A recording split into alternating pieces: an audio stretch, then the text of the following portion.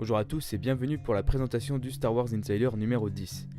Pour ceux qui ne connaîtraient pas, il s'agit du magazine officiel de Star Wars qui regroupe des articles sur les jeux vidéo, les comics, les romans, etc. On y retrouve aussi des interviews d'auteurs ou d'acteurs. C'est le premier numéro que j'achète de ce magazine et je suis assez mitigé.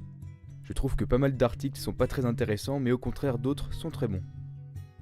J'attends de voir les autres numéros pour me faire un avis global sur Star Wars Insider. Je vais présenter les principaux articles que l'on retrouve dans ce numéro pour ne pas tout vous dévoiler et ne pas faire une vidéo trop longue et inintéressante.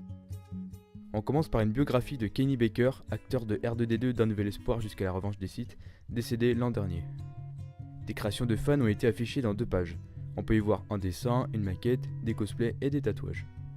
Nous avons droit à quelques pages sur Rey qui parlent de son caractère, sa tenue, son évolution au fil du temps, et j'en passe. Pour ceux qui ne connaîtraient pas ces quelques easter eggs de Rogue One pourtant trouvés par les fans et dévoilés sur internet, voici un article qui en parle. Alors voilà un article que j'ai trouvé sans grand intérêt, il parle de la fabrication d'un jouet de TBTT mais en 2 pages remplies de texte, bordel. Sur plusieurs pages, nous avons droit à une rétrospective des jeux vidéo Star Wars depuis leur tout début jusqu'à aujourd'hui en passant par bornes d'arcade, anciennes consoles, etc. Voilà la raison pour laquelle j'ai acheté ce magazine, la nouvelle. Elle sert de préquel au roman Bloodline en introduisant le personnage de Greer Sonnel qui participe à une course dangereuse organisée par Han Solo. Le gagnant de cette course aura l'honneur de rejoindre l'équipe des 5 sabres. Le roman Bloodline est d'après les critiques très bon et il fait très bien le lien entre l'épisode 6 et 7. Il est prévu pour juin en France.